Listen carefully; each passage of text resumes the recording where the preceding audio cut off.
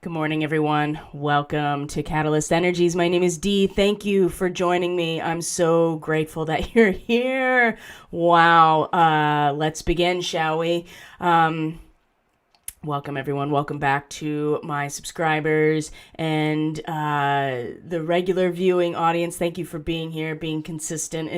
Consistency is probably the most important thing that you can really engage in with any practice. So I appreciate all of you being here so very much. Wow. So we're going to talk about some shifting, right? Some energetic shifting as Mars was in that opposition to Uranus exact yesterday. So it's still sitting with us. Oh, don't you worry about that. It's still sitting with us right now.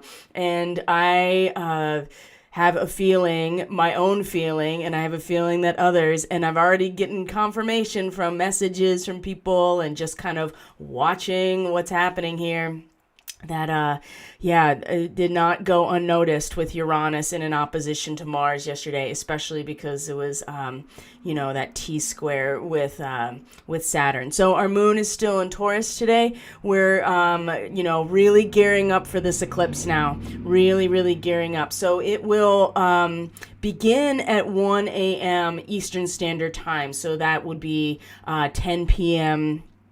on the Pacific coast of the west coast of the U.S. and then later. And it's going to peak at 4 a.m. So that is the time that I have put down, at least in my reporting, for the eclipse. But it will peak at 4 a.m. Eastern Standard Time. So it will also, so that means it'll peak at 1 a.m. on the west coast. It'll peak in the early morning hours, into the mid-morning perhaps, depending on where you are in other parts of the world. So we're really gearing up for that. And Uranus is definitely making its presence known. And, with Uranus being the ruler of Aquarius, this is outside of the box. This is radical reorientation. This is a trigger that shifts our perspective so much that we have no choice but to awaken.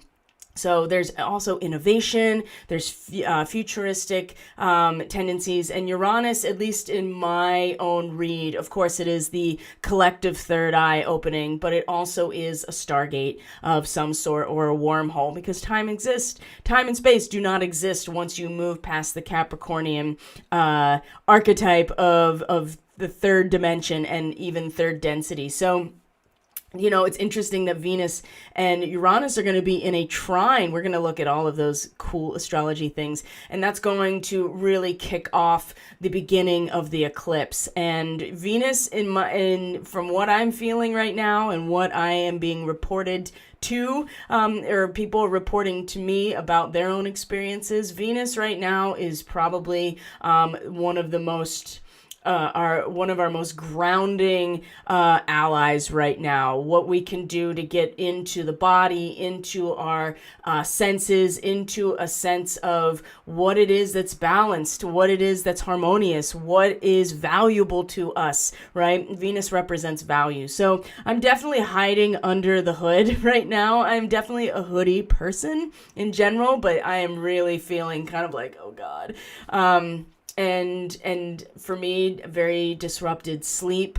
And we're going to look at the Schumann was very active, and we're going to make some comparisons here to a lot of seismic activity that happened, especially in the U.S. There was a fairly... when I say fairly sizable, I would mean for that area, earthquake early this morning in Missouri in the Ozarks. So if you're familiar with the Ozarks, I know some people listening live in that general area of the Ozarks, but think embedded quartz crystal, think Atlantean crystals underground. This is the Ozarks in that general area. So to have an earthquake there is pretty significant, I think, for this time frame. Especially because our eclipse is in fact a Pleiadian eclipse, and if you are really into your starseed work, then you know that the Pleiadian experiment was directly linked to Atlantis and the embedding of those crystals, the hiding them away to keep them from being misappropriated again. It was a big part of that mission as well. So some things are coming up to the surface, but not entirely being shown to us, as is the nature of a full moon lunar eclipse. And there will be lots of information around this eclipse season that's going to be available to you on this channel later today. So how are people doing? I'm curious. Whoa, there's a ton of comments here. So I'm popping over to the chat. I want to see how people are doing. Yesterday was unbearable, better today, but we'll see what happens. Alex, I am not surprised at all. Like I said, Mars and Uranus in that opposition was not an easy aspect. I had somebody, a very dear friend of mine yesterday, just just one line of text that was just like, this eclipse is getting to me. I can't stop crying. So that's one way that this may have been manifesting. Just like that, the pot is being stirred. We are being tested. Yeah, Emily, I saw your message just before I came live, and I was like, yep. Yesterday, the husband of one of my best friends died. I am so sorry. Oh my gosh, that is hitting me hard. It has been a culmination of Parkinson's and the jab. It was coming. And there's something very much about that I want to draw attention to, that this is not out of nowhere. This is very much something that has been under the surface. And as we talk about the seismic activity that is had been going on last night into very early this morning, again, you'll be able to kind of wrap your mind around the idea that it's not out of nowhere getting shook loose. I knew it was inevitable eventually, but that Mars-Uranus opposition was a perfect storm for him. He couldn't make the transition, I don't think. Oh boy, that's going to be something that comes forward. Oh, it looks like there we go. It looks like that OBS is crashing. No, it says that it's here. So let me know. Yeah, that is hitting hard right now. Super significant portal, a lunar eclipse, Ozark portal, perhaps. Oh my gosh. Yeah, I think that's very significant.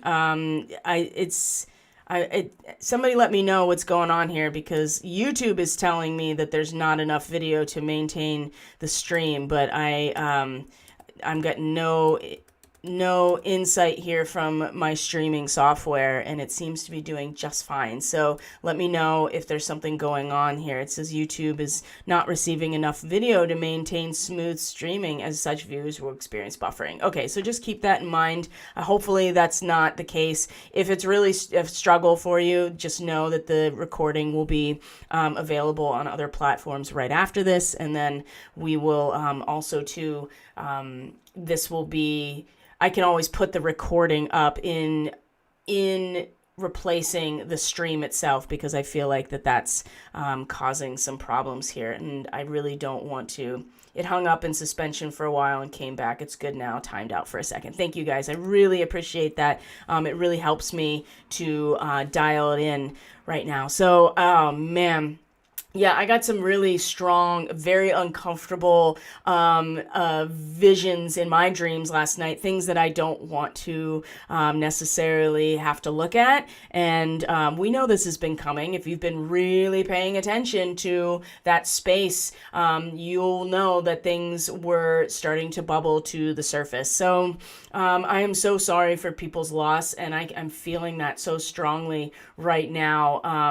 And that type of thing that exits, right? This is a perfect opportunity. And please don't take that in a, as in, when I'm saying it's a perfect opportunity to transition, it really is. And we're going to see that with Venus in a trine to Uranus as the beginning of this eclipse starts tonight into tomorrow morning. It really is like our best ally through this process. So I'm going to talk about those particular transits when we get to that point, because I want to show you right now, we're going to look at the seismic activity. I feel like there was one more thing that I wanted to address before we move on into the specifics. Hold on one second, guys. Thank you. there was something hanging that was just like, please talk about this and address it, and it's gone now. I'm sure it'll come back. It was something completely logistical that I fixed the issue about the if you listen through the headphones on YouTube on your phone, up until today, hopefully it was only coming out of, it was coming out of one earphone because I had it set, the settings were as if there were two channels plugged into this microphone, which is not the case. And so I fixed that. And as of my test yesterday, it was fixed. So if you are listening to this through your headphones on the phone and it's still coming out of one headphone, please let me know, because I want to make sure that I fixed it, because the sound is really good coming out of, most people's mobile devices. But if it's only coming through one headphone, it's a real distraction. So, all right, let's get into it, my friends. I really want to show you these things. And we're starting, for me, I'm definitely starting to see some very specific data points that are correlating to a difference in the quality and the difference of of these individual lines here on the Schumann. I want to make sure that you guys are able to see this. Yeah, that you're able to, in terms of geomagnetic activity and the seismic activity, because I'm starting to really notice the difference in the quality, the difference in the amplitude, and how it all kind of coalesces or comes together when it's geomagnetic activity versus seismic activity, because they are definitely connected, and there is a strong connection too with these eclipse cycles and seismic activity. And when I was listening to the report from Suspicious Observers this morning, they brought up there's a cluster of very shallow earthquakes also too happening around Argentina and Chile specifically. And what they talked about, which is really fascinating, I'm learning more, is that when there are clusters of these really shallow earthquakes, they tend to denote the possibility of a larger one happening. And so with Uranus so much involved, with Uranus in Taurus right now, just in general, and to have really tense aspect with Mars, and to also have Venus in the picture with Capricorn, these Earth trines tomorrow, it's not surprising that there is shifting, and there may be a very large shift. Like I said, Mars is still in that opposition to Uranus, so it's really very strong. And if you are really struggling, this is a great opportunity, again, to initiate your practice, because it's that consistency of a practice. Even when things are feeling so unbearable, it's the consistency that really guides us through some of these really very difficult moments. And so for me, I'm going to start fasting today after I finish all of my work responsibilities, and fast into tomorrow. And I'm still keeping up with my attunement. So again, it's the consistency of doing these practices even when we don't feel like it. That makes the difference between an amateur or a novice and a master. So that's something to consider as well. So here we go. We're going to start looking at the Schumann. So we see this, we're the 18th, right, of November, and we saw that this morning, or early this morning, right, so we're looking at 7 a.m. UTC, which is about midnight, roughly.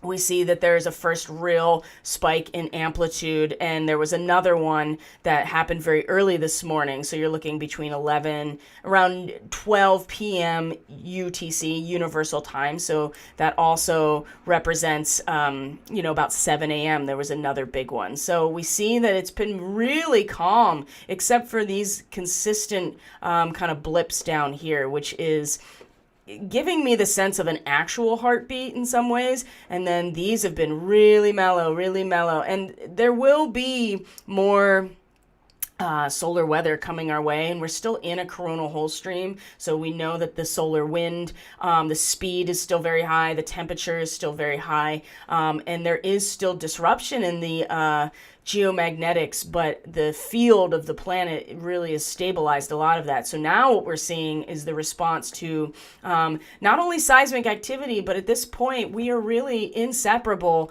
energetically from the planet in as a whole, as the collective as a whole, and everybody is equally contributing to this process now.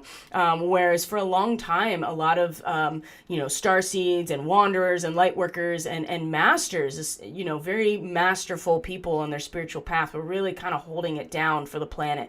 And that's not happening anymore. Everybody is equally contributing, which is why everything is so erratic and so, it shifts every day. So that's something else to keep in mind, that we're kind of inseparable, and it all matters now. It all matters. Every choice, every focus, every decision, every intention really does make a difference. And this is why it seems like it's, there'll be these openings in these beautiful heart openings that are so inspiring. And then right out of it, there will be a really challenging situation that also makes its way into our awareness in some way. So, and we're still struggling with the back and forth. And when the moon meets Alcyon, which is going to happen right after the eclipse, when the North Node finally reaches Alcyon, this is going to be where we look very right into the mirror. So we're prepping ourselves for this, and the distortion from the eclipse is making it more difficult than it may otherwise be to get like a full reflection. Anyway, so here we see this amplitude, right? So let's scroll down a little bit here and make sure you can see it.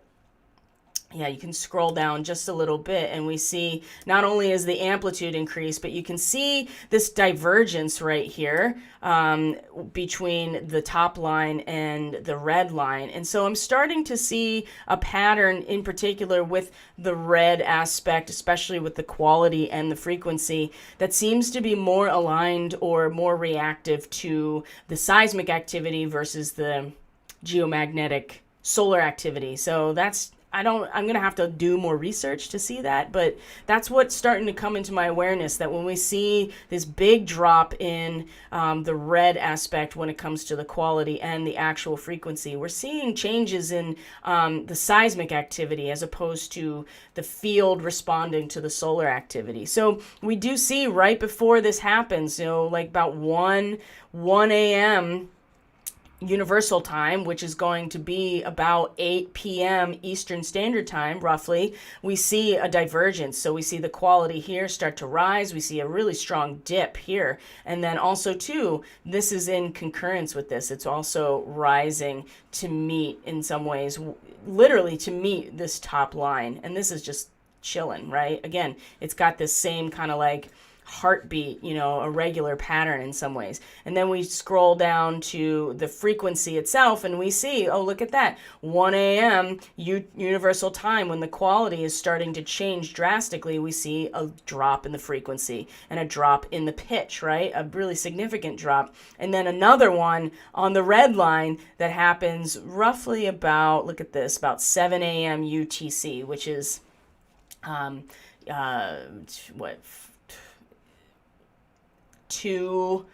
roughly 2 a.m. Eastern Standard Time, right? So late last night on the West Coast into this morning. So we're seeing some changes. We see that the Schumann is blasting up to 32 at its highest. So it's pretty loud. So again, dreams, I think, were really shuffling around, just like the planet was shuffling around. And sometimes that's just, those things are corresponding with each other. Now I want to show you just a little bit. I don't want to get too wrapped up in all of the specifics here, because you can do this research on your own. But I do want to show you, a pattern here that is referencing these time frames, just so you can start to see the correlation here, and be ready for maybe some bigger ones. So number one, we're gonna look here. So we're gonna look at this first earthquake, and we'll look at the big map first. Let me show you the big map. Where are you guys? Okay, so here's the big map, and I want to point out that it's all centered around the Ring of Fire for the most part, right? Here's our Ring of Fire. This is the fault line that's around. Here's Alaska and the Pacific Northwest and the Pacific, and here's the subduction zone right here. You really got to worry when you start seeing things happen around there if you're in that area. So around here, Ring of Fire. Now, here's that cluster in Argentina and Chile, like in South America. There's a lot of them, and there's a big one that happened. And then over here, this had been very active up until recently. And also, too, you can see that all of the stuff that was happening over here, Iran, and also, too, in this area, it's all calmed down, and we're really kind of clustered around this area here. So first I want to show you, here's the first one in Argentina, right? And I want to show you the time, 1 a.m. UTC. So let's go back real quick. 1 a.m. UTC. Oh, that's when the quality started to shift, right? With this 4.4 earthquake. And what we're going to find here is that they're going to consistently get larger in magnitude as the time goes on. So there's the first one. I just went again, 1 a.m. UTC is this first of the clusters in Argentina. Okay, so next we look at, this is the one in Williamsville, Missouri, right? 4.0, and you can look it up in terms of, you can look up the news articles that are definitely being reported. And so again, look at this, let's just call it 3 a.m. UTC when this 4-pointer happens in Missouri in the Ozarks, right? 3 a.m. So again, here is the dropping. We already see that there is this divergence in quality, and then 3 a.m. too is where the frequency reaches its low point of the Schumann, and this is still dropping, this one here at 3 a.m. Okay, so that's a 4-pointer in Missouri. And we'll find that there's another one. There was kind of an aftershock right after, about 45 minutes after, that was considerably less, but still an aftershock. And then we're going to see these bigger ones. They start to get bigger for the most part in magnitude. So we're looking 4.9 to 5. This is in the Ring of Fire. So and you can see here, even, here's one in Kansas that just happened this morning. Big ones that just happened this morning as well, we're going to see. And Argentina again, Papua New Guinea. That's a big one, Papua New Guinea. We'll get to that one in a second. I just want to find the one, here we go, the 4.9 over here just north of the Australian continent. That happened, let's see here, that happened at about 6 a.m. UTC. So let's look at that. Oh, that's when the amplitude started to go up, right? And we see too that there is, it's dropping even more at this point, 6 a.m. Let's see here, UTC. This is where this red line really starts to dip, as well as the green as well, in terms of the frequency. Now, the frequency has been pretty steady since that initial drop. So it's like the planet, as soon as things started to really cook and start moving around, the pitch dropped, and then everything started to move around. And then we see that when they keep coming and keep coming and keep coming, and they get higher in magnitude, this is when the amplitude increases, right? It gets louder. The Schumann resonance gets louder. So we saw that. This is in Pacific Northwest. Again, here's another one. This one right here is the one I'm speaking of, in Papua New Guinea. That's a 4.9 as well. This happened at 7, between 7 and 8 a.m. Universal Time. Again, here it is, big. This is a big one. And then we look at the 6-pointer in Papua New Guinea, which again is just happened. This is 2 p.m. 2 p.m. And we don't have it on here, UTC. Well, yeah, roughly right here. It's not on this chart quite yet, but I'm sure it will be. So we see here that there is not only significant activity, but we see how it corresponds, again, to the Schumann resonance and how we are inseparable from this as well. And so as a collective, and this is important to consider because there's no separation, and there never really was. But again, like I said, that there have been masters, there have been really adept people. There have been ancestors, beings in a different density that have been really holding it down. And now that we're going through our awakening process, that is no more. Everybody's got an equal say at this point energetically, and it's really having an impact. And vice versa, right? The earth is also being impacted, is impacting us as well. And with the Uranus connections throughout this whole process, it's not surprising that there would be massive shakeups in our lives and in the earth herself. So let's move back over to me. Hi. Okay, so we're going to look at the reading now because it does really strongly reflect a very distinct change, right? Like I said, we get these beautiful heart openings and all of this potential. And then when it comes to these other transits coming in, or for whatever reason, right? I mean, the transits don't make things happen. They just provide a resonance that we interact with and potentially can influence our decisions or influence other people's decisions or even how we feel, right? And with the moon in Taurus still, I mean, we really do want to nestle into the medium in which we find ourselves. And when that's being upended in all kinds of ways, it's very difficult. And in some ways, it makes us even more driven to embed ourselves in that medium, and Uranus is making it very, very difficult. And of course, that was the case when the moon met with Uranus yesterday as well. So let's kind of, I'm going to bring up the reading, and then we're going to prep ourselves to receive it, because it's not very, it really does very strongly, reflect like the amount of difficulty that we're going to have to really, see things for what they are, and it's not a comfortable experience. So I think I can take the hood off now. I think I feel a little bit safer in general. So I'll bring up the reading so you guys can start looking at it, and we'll bring the bowl into the vision here. Remember, it's tuned to C major, our root chakra, with Venus in line with the Lyran constellation, and really, really bringing that Lyran fearlessness and boldness and ambition and a sense of just what it takes in order to accomplish something, bringing it right into our reality and what we value, who we value, our relationships, our material reality.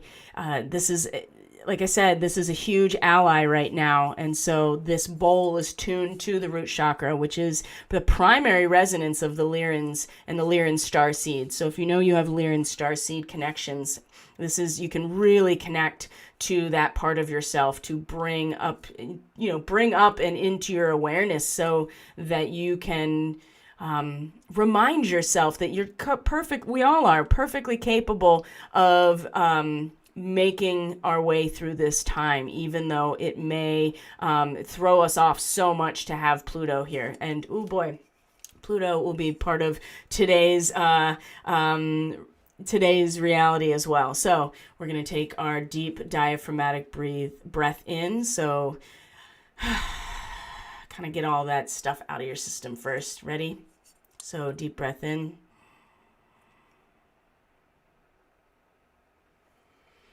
And release.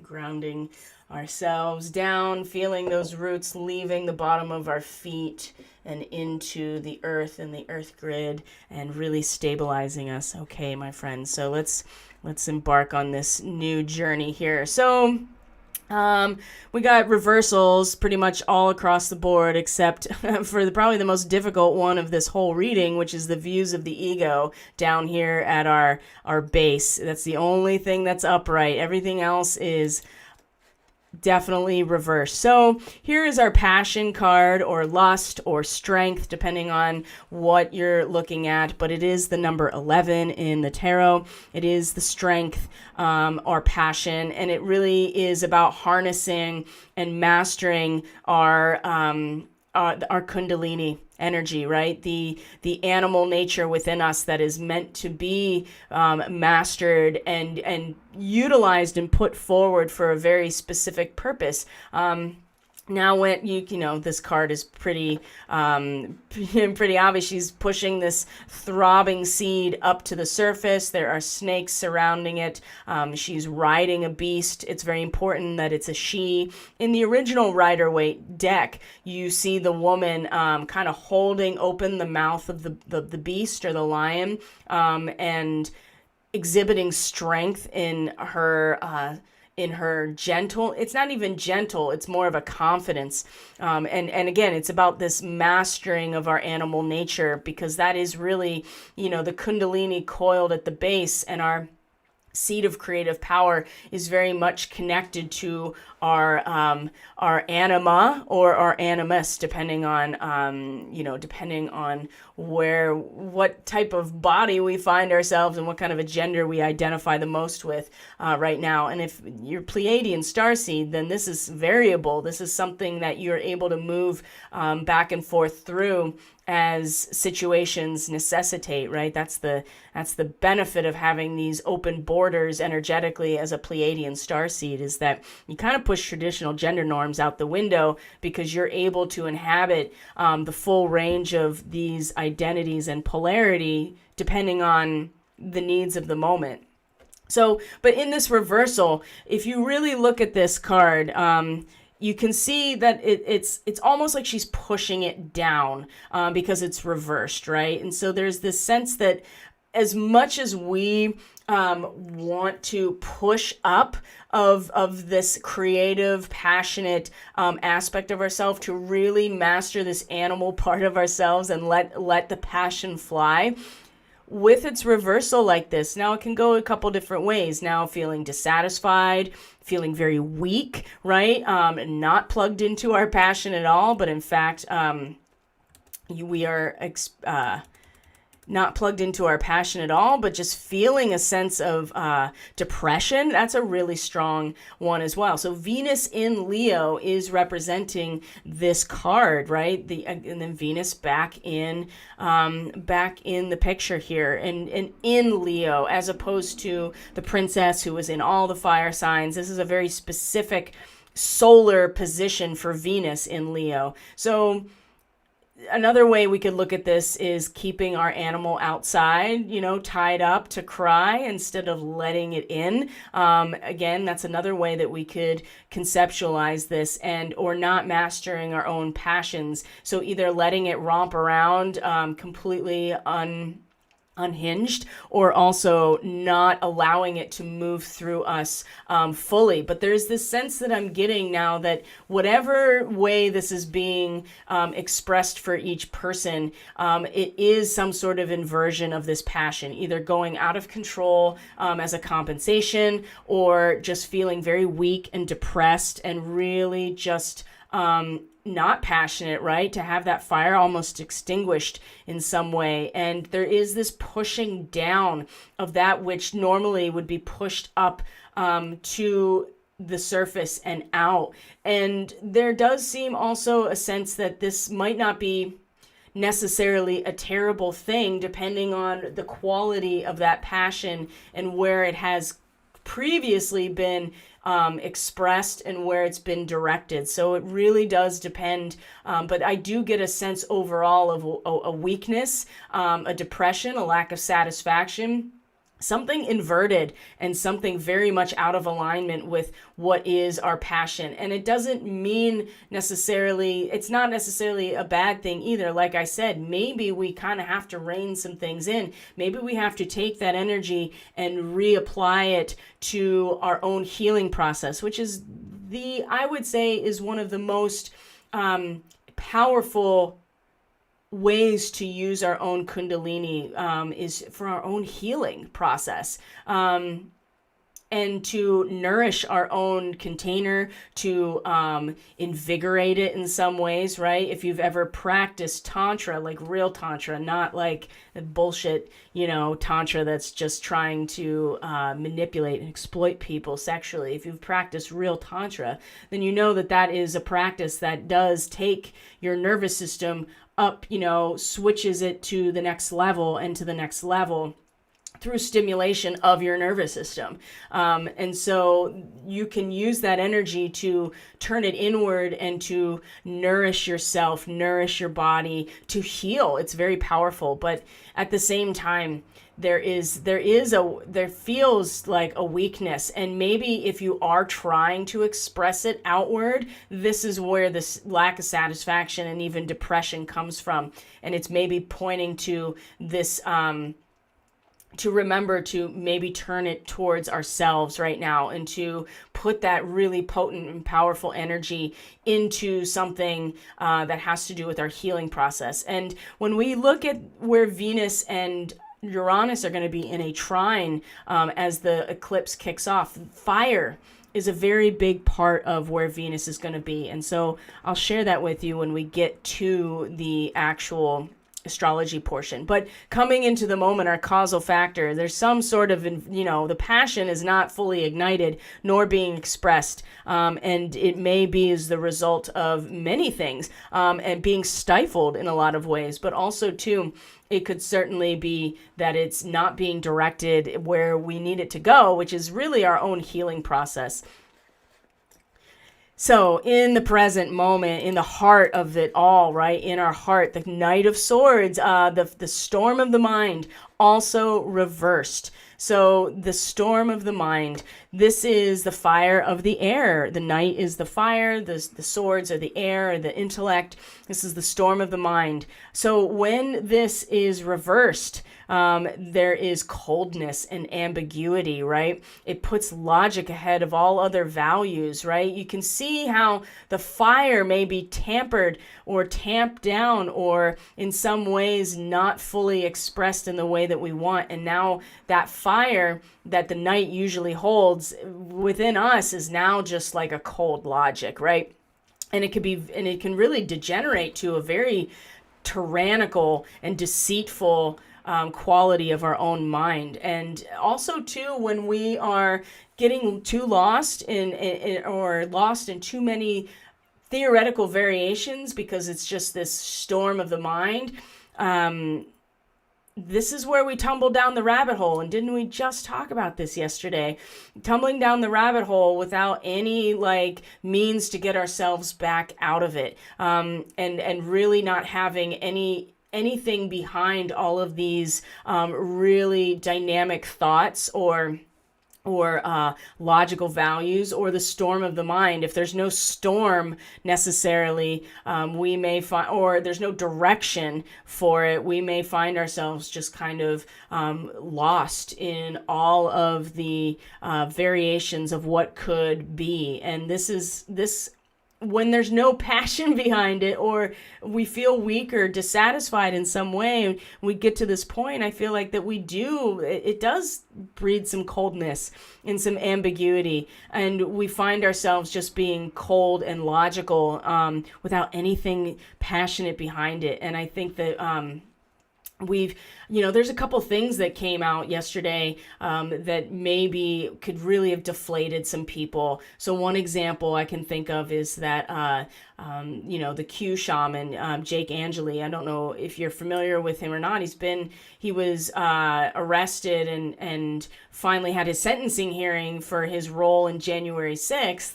And he was sentenced to, just under a year in prison. So he's been in solitary confinement up until his sentencing. And so now he's got to serve another 40 months or so in prison. And his lawyer totally sucks. And who hired this person, who knows? And I'm sure there's lots of this story that is unavailable to us. But I could see how that would really take the wind out of your sails, so to speak. And you know what creates wind is the sun.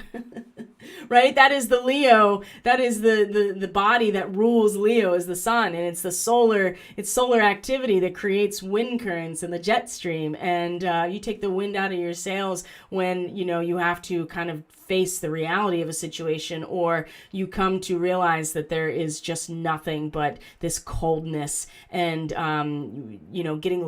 really getting lost because there's nothing to hold this all up. Oh, speaking of which, wow, this is I didn't even come to this this particular way of thinking about this was not something I anticipated. It's just coming out now, but it seems to fit really well with the rest of this reading, actually. So when the only thing that's up right here is the views of the ego, right? This is about becoming very aware of especially at the root here, right? In our subconscious, where we're drawing our power from, where we're stabilizing ourselves. This is about somebody or ourselves being self-absorbed and making plans only in terms of how it'll affect us or that individual, right? And so there's a sense that we've tolerated this for far too long, either from other people or even from ourselves. Like, have we been deluding ourselves and looking at ourselves in the mirror and not realizing that other people exist or that anybody else is impacted by our decisions or other people in our lives? It's time to take an honest look in the mirror. And the fact that this is the only upright card in this reading that is at the root of things and is where we're really stabilizing ourselves at the core really does suggest that we are taking an honest look and becoming very aware of this aspect. And it's very uncomfortable, very, very uncomfortable. And it's very emotional, right? We're talking about the roses. The Four of Roses is really supposed to be this stabilizing emotional force. But know that it's a transient moment. There's a moment of security that almost immediately is, destroyed as we move out of the four of anything, right? Yes, it's material security. It's a sense of structure and form, but it's only a momentary experience of that and then moves on. And so I think that under the surface, maybe we're not fully acknowledging it yet. Maybe it's coming through in our dream state or in our meditations or just in that subtle way that our subconscious will speak to us, that we are becoming very aware of the view back from the mirror, either ourselves or we're standing next to somebody who's only seeing themselves and not actually taking any responsibility or even acknowledging that anybody else is there. This is a very painful and very uncomfortable position for this to be in right now. And I think that we're all having to look at some things that we'd rather not look at in this mirror. So, and this is going to become so much more amplified when the moon crosses Alcyon, and then eventually the North Node is going to meet Alcyon. And that's where we take a really, it's like the bottom of a boat, like a glass bottom boat, where we're going to have to look into the depths, right? We're going to have to look under the surface, but there will at least be some measure of a barrier there. And that's the mirror, right? In some ways, this is very uncomfortable. I feel like that there's been some uncomfortable things coming to the surface for many of us, either within ourselves or people we're close to, or in our own subconscious or in our karma, right? This is another part of it as well. So what we do see at the top of our awareness, though, is this up in the air being reversed is actually, interestingly enough, coming back down to the surface. So when I talked about like the storm of the mind and the jet stream and the wind being created by solar weather and heat. I mean, the same thing is, with the hot air balloon, right? You heat up the helium and it actually lifts and it becomes, and helium in general is lighter than our cocktail of our atmosphere, and so it will rise. So, but this is coming down to the surface. And number 18, this is, the number 9, right? This is a completion, a culmination of, and to have it come back down to earth is, we're really seeing things for what, the situation has literally come back down to earth. And we're seeing things more clearly now, and we're understanding the situation way more than we ever did, more fully. And that can be, again, very disheartening. It could really, again, the depression and the lack of passion and a sense of weakness coming into the moment, and then having to be fully aware of the situation as it is, down to earth, right? We can't stay like lost in the rabbit hole. We have to actually accept what's happening. Now, the benefit here is that we can have more influence on the situation now that it's down on earth in front of us. And this, again, is energetically having an influence as well. And it's important that we trust that we have that, and to realize our trust in the situation has actually created something, has actually come forward to bear fruit, so to speak. So there's something here that is very beneficial, but it's not going to come without its really uncomfortable feeling of having to see things right in front of us. And again, when we see where things are in the subconscious, where we are rooted and stabilized, being, again, having to really face ourselves, or to take an honest account of somebody else who's not actually facing themselves at all, you can see how this situation now is right in front of us, and there's kind of no getting around it, is there? Even though at the heart of things, we are, you can see now too, like having a sense of ambiguity and cold logic, and just, getting kind of lost in the rabbit hole in some ways. This, is going to lead to something which just yesterday was upright. Now we're expecting the opposition to this. And this is why I think it's so interesting that we get these beautiful openings and inspiration, and then almost immediately we get the opposite end of it. And this keeps happening and keeps happening, and these adjustments keep needing to happen. And we all are making decisions every moment, and they're having an impact on the whole collective. And so when the Ace of Cups is reversed as our outcome, or the effect of our cause and effect relationship, there's diffusion, there's irrational thinking, there's hysteria, a sense of loneliness, right? And it's important to remember, as I said before, ugly and beauty are two ends of the same pole. So while we, at one point, just yesterday, was it yesterday or the day before, we had this beautiful opening and being open to love, and now we are almost being, we're having the opportunity to connect with the other side of what that feels like, and it's very uncomfortable and awful in some ways. Somebody losing their spouse, that is just like the worst thing next to maybe losing your child. That is intense. So I feel like that, but there's something to be said for this. Like, we have to, on some level, actually interface with this in order to understand how to transcend it eventually. And this is what to expect, right? The Ace of Cups, what to expect in terms of its reversal. So we have some work to do. Uriel and the Sphinx, right? Uriel and the Sphinx is about digging down into our own history, and really chipping away at our own belief systems and our cultural belief systems that have been what we've considered solid and stable. And now we're actually digging below to get to something even more substantial, something older, something more ancient. And we need help, right? Uriel is to help us. So when it's reversed, as it is in this reading, we will find here that we've put aside our deep inner work. Now, this is not all of us, and this is really to show that there is collectively still a lot of work to do, especially when it comes to having to look at ourselves in the mirror and really find those patterns. So we've put aside the deep inner work.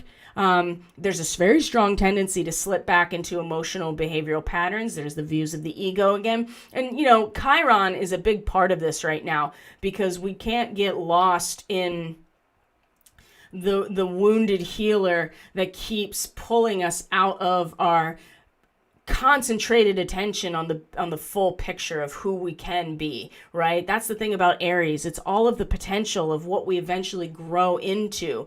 And so as Chiron is like, no, you can only be, who are you without this identity of being a victim? It keeps pulling us out of our ability to see the full nature of ourselves. And maybe all we are seeing is just that ego consciousness. But that's we're all there, and we're also, really seeing that from other people too. So there's a strong tendency to slip back into these patterns, and it's really important that we recommit and make a greater effort now. I mean, the eclipse is upon us. This is something that we really do need to do. Even in the face of all of, like I said, the Ace of Cups being the rational thinking and the loneliness and the hysteria and all of these terrible, unbearable, as was said earlier, these feelings. This is why it's even more important that we dig deep and keep that commitment to that deep inner work, despite what may throw itself into our awareness. Okay, and we have the octopus as well. Now, something I want to point out real quick is not only do we have the octopus, but we have the spider. And both of these are 8-limbed animals. Okay, that's really important. We've talked about the 8 limbs of yoga, right? There's the 8-fold path of Buddhism. 8 is the infinity symbol turned on its head. 8 is the Christ consciousness in Gnosticism. It is the divine intervention that allows us to surrender into the infinite self, right? And so both of these characters, both of these animals as messengers are 8-limbed. So first, the octopus, right, lives in the ocean, right, living in the water, in the subconscious, perhaps we can think about it. And this is practice shape-shifting by altering your physical appearance and mannerisms. So, but also too, the thing about the octopus is that they literally change their shape to fit into different spaces. Their skin changes color to reflect how they feel. And they have the ability, like deep sea squid, for instance, they have the ability to withstand the pressure of deep water as a result of their natural makeup, right? There are biochemical processes that allow for their cells to withstand the increased pressure at lower and lower depths. And I think that this is really speaking to me very strongly when we're talking about the underworld and our subconscious and views of the ego being a very emotionally based archetype, and then also to the fact that we really do need to recommit to going deeper into ourselves, because this is the time where we easily could be taken over by the feelings of dispassion, right? Of weakness, of depression, of feeling like we are not actually strong at all or have any passion. It's important that we, and maybe we have to fake it till we make it type of thing. And that'd be something that comes up a lot next month, and we'll talk about that in the eclipse report in terms of the diffusion into the whole experience, which is Neptune and Pisces, and all of this Sagittarian energy that's going to square that. It's going to be a lot harder then to do that. So right now is the time to really initiate the practices and the ability to shapeshift, right? Some of us are very good at this. If you are a Syrian starseed, for instance, this is right in your wheelhouse, especially if your Syrian starseed marking is in Pisces, then you are a shapeshifter. That's just all there is to it. So this is something that can easily be brought into your practice. And I think it really, and bringing in, those upgrades of being able to withstand the pressure of digging down, because we have to, because where we're at now is still just looking collectively, right? Looking at how it's influencing us, how, making plans that only account for us rather than the larger context of reality. And some people are very, very misguided about what this means, as many of us probably know, in terms of what is out there. So, and there's a very aggressive nature to where the sun is at in Scorpio today that is making this very difficult to hear, right? There's a lot of noise right now because a lot of people are expressing themselves through this, and we'll talk about that more with the astrology. Now, here's the spider. This is a land-dwelling creature with 8 limbs as well. This came up yesterday, right? Trust the creative spark you're feeling, and express it through writing stories, right? One thing that if you're familiar with Grant Morrison, he is a graphic novelist. The Invisibles is one of my favorite graphic novel series. He also is, he's written a lot for, I think it's DC. I'm not sure if it's DC or Marvel. So he's been on, writings for some of the more known comics. But The Invisibles is one of my favorite graphic novels. And one of the things he talked about, this was years and years and years ago, he was the keynote speaker at like the Disinfo conference. And he talked about how when he started to realize, and this is the same thing with Alan Moore. I've brought attention to this already because of V for Vendetta, but that he had talked about how he discovered that when he created these characters and started writing these narratives and these storylines, that he was literally creating reality. And he was bringing attention to chaos magic as a modality in and of itself through this process. So again, writing, right? Creating narratives, writing, and we know all about narratives right now, don't we? Creating narratives is what creates your reality for you, because it's the narrative and the conscious awareness of the storyline that really allows us to manifest a reality. So this is the spider, again, this is potent medicine, right? And the fact that we are responsible for weaving our own reality. And there's a sense here that on one level, this is the reality that is coming right down to earth to face us, right? That we are fully engaged in now, that we're like, oh, it's come right down in front of us. And it's time to interact with what is down on earth. And in some ways, this represents the fact that we've already created this as a result of a narrative that's been written and weaved for us. But it also shows that how important it is that we still take responsibility for the narrative that we're weaving for ourselves. In terms of a geometric fractal that makes up reality, we still need to. And on the other side of that is the Count Saint Germain, the initiation and the Count Saint Germain, right? That we are in fact in a moment right here where, as uncomfortable as it is, and the being the maker and keeper of one's own destiny, with the spider, because that's really what it seems to represent. We are moving into a higher version of ourselves, and we are, in fact, being initiated by this process.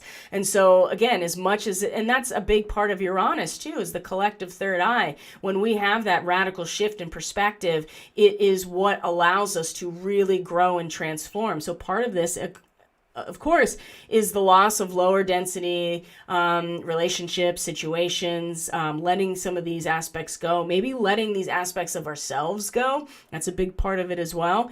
And this process is aided by meditation, by prayer, by any process that allows you to connect to your infinite self, to your guides, to your ancestors, those who know you, who love you, and who are here for your highest good. It's important that we realize that a lot of false light is presented to us, and it looks really great and flashy on the surface, but just a little bit of probing and prodding and really getting into it, we'll find that it just dissipates. And this is important to realize as well if you're connecting into your guidance system. It takes real strong discernment to know what that is. But the disciplines you create right now moving into this time are really going to be part of your service to the world. And it also will, be part of weaving and becoming the keeper and maker and keeper of our own destiny. So we're being initiated, and oftentimes initiation is not a fluffy process. It's usually very painful and sometimes could even lead us to the brink. Okay, so that's something to consider as well, but that we are going through initiation. And when you become aware of just how powerful you really are to create and keep your own destiny and to be the master of your own fate, which is a cause and effect relationship, when you become aware of that, it's usually because you have to go through this really strong trial, or this the initiation process leads you to realize how masterful you really are. So I know it's difficult, and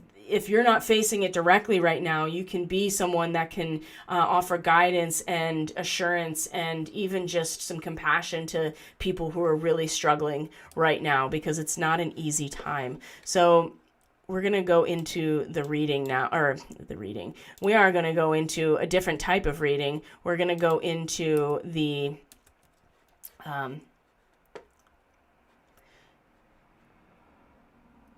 isn't he Pelosi's son-in-law? Are you talking about Jake? Oh my gosh, that would be amazing to know. Because I've seen some things with people talking about how, that he's a crisis actor and that it's all made up and stuff. I would be curious I haven't really dug very deeply into that whole process. Although I was there on January 6th, by the way. It's how I lost my Twitter account forever, because I went to that event, and it was pretty obvious to me as soon as I got there, and as soon as we got to when President Trump was giving his speech, it was very clear what was happening at that point. Like, I didn't need anybody to tell me. I didn't need anybody to give me a heads up. It was just something I could see and feel all around me. And there were times where I was like, something's wrong. Something's very wrong about what's happening. Like, it was clear that President Trump was stalling. I mean, he's long-winded, but he was stalling. And I even turned around to Seth and I was like, I don't know what's going on, but he's stalling for something. And then there was like a group of people that were like trying to shuffle us down to the Capitol before President Trump was done speaking. And that was a big red flag for me. And then it was really obvious who people were you could just feel it. You could just tell by looking at them that they were there as agents. Like, they were part of the infiltration. It was very obvious to me. And there were people that were part of my group that I went with that were really intent on getting into the building. And even as we were standing in the crowd, I was just kind of watching everything. And I was like, man, there is something really off about some of this. And people were really trying to push to get in. And I was just like, I'm not going in there. There's something very wrong about it. Anyway, so I have my firsthand account of what happened there, and as far as I'm concerned, that was enough for me to know exactly what happened there. So whether or not I don't know what's going on with Jake. There's been controversy around that for since he surfaced, right? But if in fact he's been a political prisoner this whole time, in reality, that is just unacceptable as far as I'm concerned. So, the shaman dude. Boy, wouldn't that be just something else? Wow, I'm going to have to look into this. Thank you for that heads up. Okay, guys. So, let's look at this. Let's look at this chart here. And, all right. So the moon is still in Taurus, as we've mentioned already. Okay, the sun is in this really interesting degree here. Like I said, it's loud, right? It's loud. It's a loud, almost aggressive kind of showboating and glorification of the cultural values that we've come to understand are holding us together. So it really depends on where you find yourself and those cultural values that you've come to consciously become aware of as a result of the sun's transit through Scorpio this year. It's like this every year, right? And so it's, there's an aggressive glorification of these values. You're trying to impress the value of the achievement of the culture very forcibly and noisily upon people, especially those who belong to it, but also for those who are on the sidelines. So that's something to consider. And this can really give people who are part of this collective, a sense of pride and excitement when this display is shown. But it is very glorified, and it's almost aggressive, right? It's like a military parade. It's just like, if you've ever seen some of the videos, these make me laugh a lot, because people will take videos of like the North Korean army or the Chinese army doing, this really big, these huge military parades. And then they put them to, like disco music or something, or any kind of dance music. It's really quite funny. I enjoy it. It makes me laugh. But it's this idea of this very aggressive glorification of cultural values. And I'm not suggesting that it's good or bad. It's just loud, right? And with the sun involved, it's kind of the center of everything. So it's just loud. This scorpionic, very glorifying what's holding us all together. Now, Mercury also is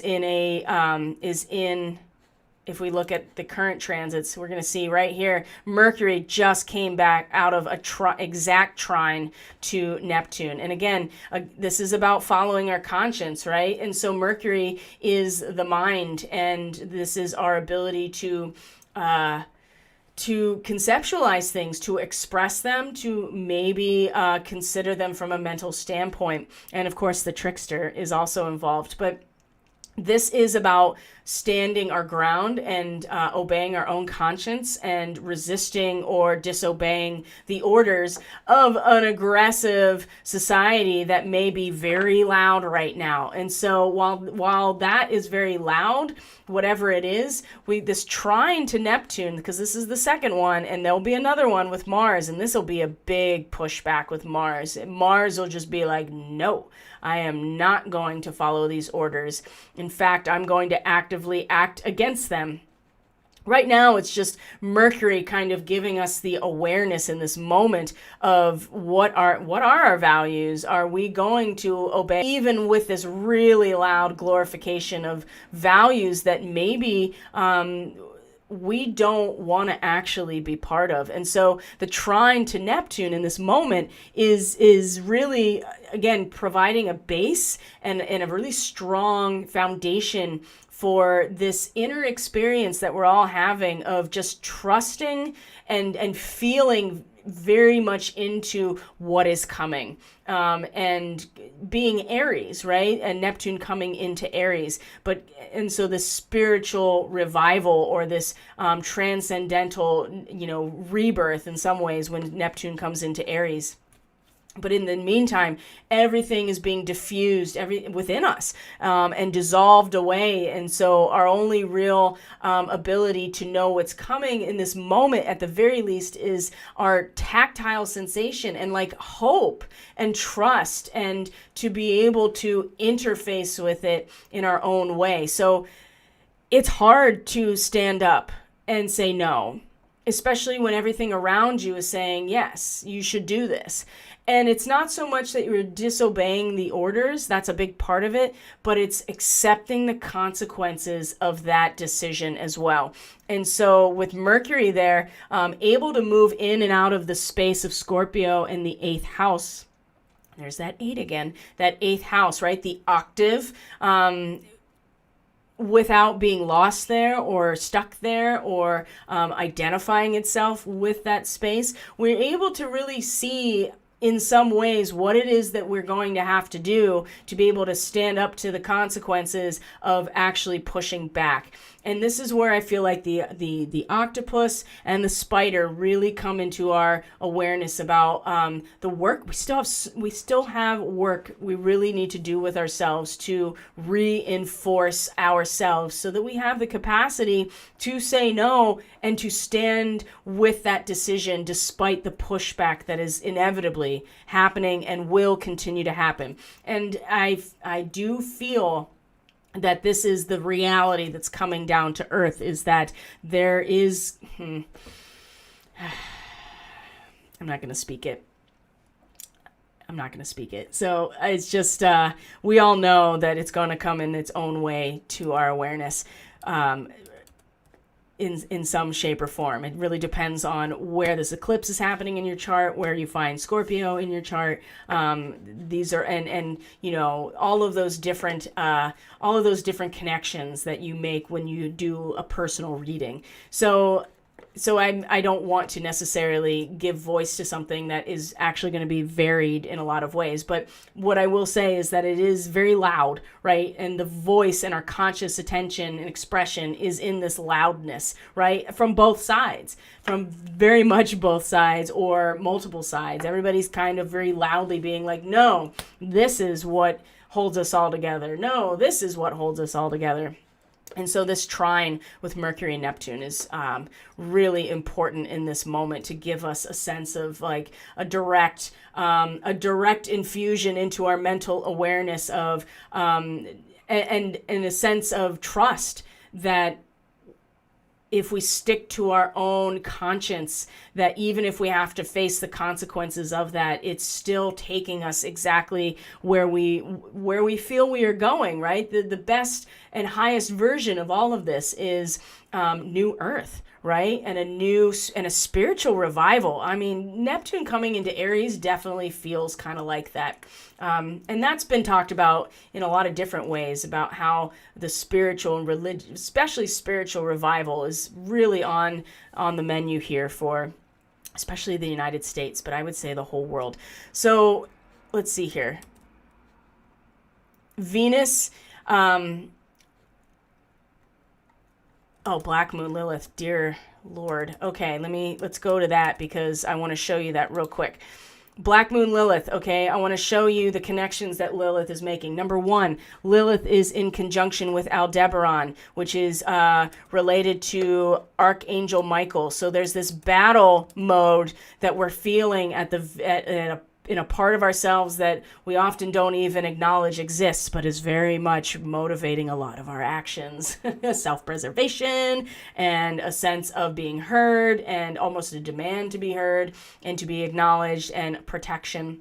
So that dark feminine of Lilith, while she's in conjunction with Aldebaran right now, Archangel Michael, so you can feel the battle starting to, that battle starting to, not even the battle, but our battlements, right? It's starting to connect in places that have self-preservation as part of the signature.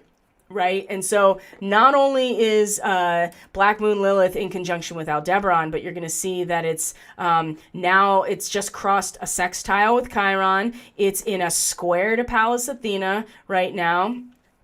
Also just came off a trine with Saturn, right? It's making all of these connections over here. So Saturn, Athena, Pallas Athena, and Chiron in particular. So these connections here are very, very powerful, and they're really, especially the square to Pallas Athena, right? Because it's drawing our attention to the fact that the real strategy here in this war of our minds, in this spiritual war, because it is definitely in Pisces, that the strategy here is to really master ourself in this realm. And the square here to Aldebaran, right, because this is Gemini, right, is about mind over matter. Like, it's about taking the nosedive and just committing no matter what. And these are seemingly opposite directions. You have two symbols representing or referencing an airplane, one going down, which is Aldebaran, right? Like just making the commitment and going for it in terms of our immediate environment and our knowledge, right? And our mind, very much mind over matter. And then you have Pallas Athena showing the strategy that's the exact opposite, is going up and piercing through the clouds and getting to a height of spiritual mastery. So these two things in a square to each other today are really going to, because this is very powerful. Lilith is very powerful in terms of our action. And Athena is way more strategic and takes the time to really consider the next move, and is really going to challenge. These are definitely, not only are they in a square, so they're in cross purposes, but they're literally going to cross paths in this square, where one is talking about the strategy that we need to employ in terms of our ability to harness and master the spiritual realm, and our not only spiritual realm, but all of the things that go along with it, right? Our psychic ability and our discernment and all of that stuff. And then in total crossing over here is that part of ourselves that's so dark and so connected to something even deeper than our own subconscious, is really driving us to just take the nosedive in terms of our mind, right? Just saying, we know what we know and we're just going to go for it. We have to be very careful and very mindful and intentional about this, because this is where we could find ourselves crashing in the sky somehow. So, and the strategy, like I said, is more thoughtful and it's more thought out, and it considers the entire chessboard, as opposed to Lilith is just so deeply connected to our sense of self-preservation, even deeper than our ego. It's like a trapped animal sometimes, if we don't acknowledge it, right? And the sun in 26 to 27 degrees Scorpio is in opposition to Algol, right? The head of the Gorgon. So that's also something to consider as well, that there is a lot of this, if you feel trapped, or if you feel like you're in danger, or you feel like that you are in some ways your self-preservation is being threatened, you will act out in accordance with that. And we have to be very careful. That's all I can say about that. So, and Lilith, like I said, is making all those connections. And so trine to Saturn, right? This is a moment, an air trine, where it was really able to stabilize us in some ways. And then the sextile to Chiron was that opportunity. Here, I'll go back. That sextile to Chiron was a chance to really heal, that wound, and realize that if we can just pierce through the mind to something, that 0 point of our awareness, then we don't have to identify with the victimhood of Chiron in that moment. So a lot of opportunity, but very piercing. That's the feeling I'm getting here, is very piercing. So let's talk about the moon, shall we? Let's talk about the moon. So we see that the moon is already past Uranus. That happened yesterday. So we talked about the trine with Mercury and Neptune. And now the moon comes into a sextile with Neptune, right? And will be in an opposition to Mercury. So we still are feeling like we want to embed ourselves into the world around us, right? That's the I want to put this hood on and just nestle into where my comfort zone is and not really have to think about it. So the sextile to Neptune is an investment opportunity for us to, again, within our own selves, really discern what's important. That finger, in that finger pointing to a passage in a book, of scripture, and for us to be able to identify, this is what's important to me. Again, we can, I think that this can be very enhanced, and we can harmonize with where Neptune is in Pisces, right? We talked about this, very many times. So this ability to trust what's happening, to trust through our own senses, through our own almost innocence, right, of newness and freshness and what is coming, and all what it means to start over, or what it means to come to the next seed point. Just being able to feel it with nothing else other than our own self, just surrendering to it. We can discern what is really important to us by trusting this process. And so there's that sextile. And in opposition, again, opposition to Mercury, we are while we may feel personally driven to really identify what it is that's important to us, the tension with Mercury here in Scorpio, again, is drawing our attention to the dichotomy of our own conscience and also what is being, what we're expected to adhere to in a cultural or a social way or a relationship, right? I mean, these are all ways to look at our communion and the power that is created as a result of it. And so there's something that is released when we actually go against the power of the communion that was originally created. There's something released there. And that's something that is really drawing us away in this opposition to discovering what is important to us in what is already here, right? What already just naturally exists, because that is Taurus, fixed earth. So trying to, feel into what it is that's really important to us is in a sense being, pulled on or drawn away by our at least awareness in the mental sphere of, who we are and how we're going to push back against that which we don't align with, right? The aggressive authoritarian rule that is the hallmark of what keeps everything solidified, I guess.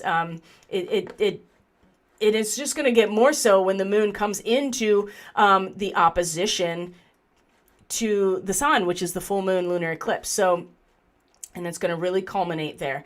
So moon opposite Mercury, and then the moon comes into a square today with Jupiter at the is about to flip into its next degree at this point. So this square here, this fixed square, here's more aggression, right? 23 to 24 degrees of Taurus is about our survival instincts, and because it's a natural part of being in material form. And if we still are operating in third density in a three-dimensional place, then we will feel the necessity to protect ourselves and that which is our value with everything we have, very aggressively. Which is a interesting dynamic to start the Pleiadian, because now we're getting in Pleiadian territory at this point with the moon. And so there is a very almost violent survival instinct that is kicked in. And the square to Jupiter is like, remember, you want to overcome your passion so you can teach from a place of deep wisdom, right? Teach from your experiences, teach the wisdom from your experiences instead of feeding that passion. That's going to be very difficult in this square. It's going to be an important moment. And this is like late tonight. Look at it here. As the day closes, as we get closer and closer to this eclipse, right? And all these challenges to like this aggressive nature. And then finally the moon comes into a trine with Pluto. This is normally this would be like, man, there's some shit coming up to the surface that is intense. But in this moment, as it's just coming, we're now coming into the beginning of the eclipse at this point, as the moon comes into a trine with Pluto and Venus comes into directly a trine with Uranus. This is a great segue, because when you have the moon in a trine to Pluto, just in general, right, there are things we're going to have deep psychic awareness, right? The capacity to really access that which is normally very repressed. And it's going to come through our own individual drive and adaptability to give of ourselves, right? That we are here for everything, not just ourselves. And there's that view of the ego coming back, right? By the time you start getting to the end of Taurus, you start to realize that you have to release things for the sake of the collective, or that you cultivate your own energies for the sake of the entire whole. And there's something very beautiful about that. We give of ourselves as we start to become aware that we are separate from the world around us. That first recognition of consciousness is when we come into Gemini. And this is going to be highlighted quite a bit when the moon does move into conjunction with Alcyon. But in this trine with Pluto, right? With this, here, let's go back a minute. With this trine to Pluto, here we go. This trine to Pluto, what is being destroyed at a collective institutional level is something that we each can relate to directly by realizing that what is being destroyed is actually something that we can is creating this. That's what I'm trying to say. It's creating the space for something new and a new consciousness to emerge, right? And this trine, we don't have to do anything. It's going to ground us, and it will allow for the surfacing of what otherwise would be very repressed awareness and repressed experiences coming right up to the surface to be not only released, but to be shared, right? To be shared for the collective. It's actually very important. And I love that this is happening right before the eclipse. And then we have Venus in a trine to Uranus. And this is where the fire element really comes into play too, because this degree of Capricorn from 12 to 13 degrees really represents the ability to see past the dichotomy of life and death, which is very much related to the moon and Pluto in this trine, because now we have another Earth trine, and they're in the same signs, right? Capricorn and Taurus, both of them are trine to each other in those same signs. And Venus, if we can find within ourselves our relationships and in the value of our role within the whole, if we can see beyond the life and death, right, the actual experience of it, by meditating on something that actually allows us to transcend it, right, to transcend death in the physical body, is the work of the yogi, right? Was the whole point of Christ as the Messiah, is to be able to transcend the physical body. And you can do that by meditating on very physical things like fire, for instance. If we're able to do that, again, this trine to Uranus, it will allow us to release the baggage that we keep trying to take with us through this ascension process, by seeing that to let go of the attachment to the physical nature and see that life exists beyond the physical cycles of life and death, right? This is some pretty heavy stuff in a good way. This is an incredible moment. And then to have the moon in a trine to Pluto at the same time, essentially, right as we're about to start this eclipse, is very, very favorable, and is like it's going to be like a slingshot into it. If we can really align ourselves with these two trines that are very stabilizing, right? These are earth trines that allow us to be very grounded in what is happening and what the bigger picture is, then when we come into the eclipse, we will not need answers right away, right? And it'll be distorted and it'll be disrupted, and people are going to have all kinds of experiences that are going to fit right into this whole thing. But those of us who are aware of and utilizing the astrological transits to, for us to learn from and to practice and to just align ourselves energetically with the highest version of what we could do here. These two trines, these two earth trines, are very powerful, and they're happening late tonight. So evening, late tonight, into the nighttime, sleep time, depending on where you are. And then we have the eclipse. So very powerful moments here, and I'm happy to be able to share them with you as well. So I'm going to be able to record the eclipse report today, and I'll be offering that too, and then getting all of my promotional material out as well. So just keep an eye out for that if that's something that interests you. But in the meantime, I'm going to I'm going to bid you farewell for the day. Have a great day. I truly, truly appreciate each and every one of you. Thank you for being here.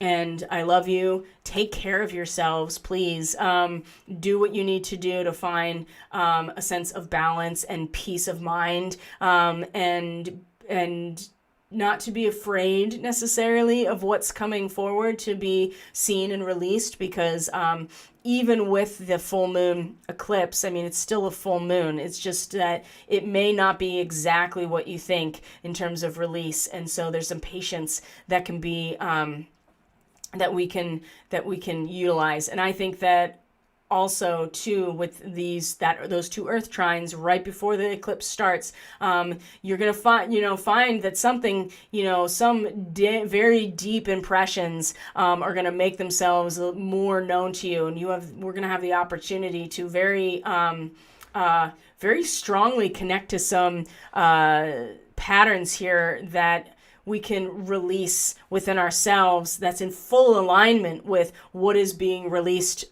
collectively and socially and institutionally. That's a very, very powerful. And Venus is a huge ally right now. Huge patience and authority and a sense of what it takes to actually make something happen. So it's going to be very easy for us during this next couple of weeks to get thrown off and to get very discouraged. And I do feel like that the reading very much signifies this potential.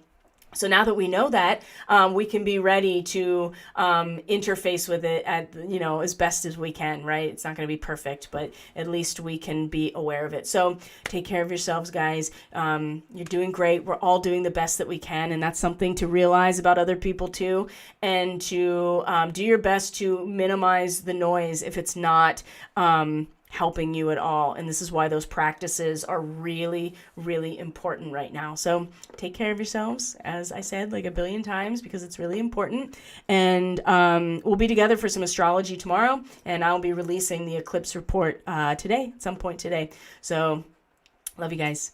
Take care. See you tomorrow.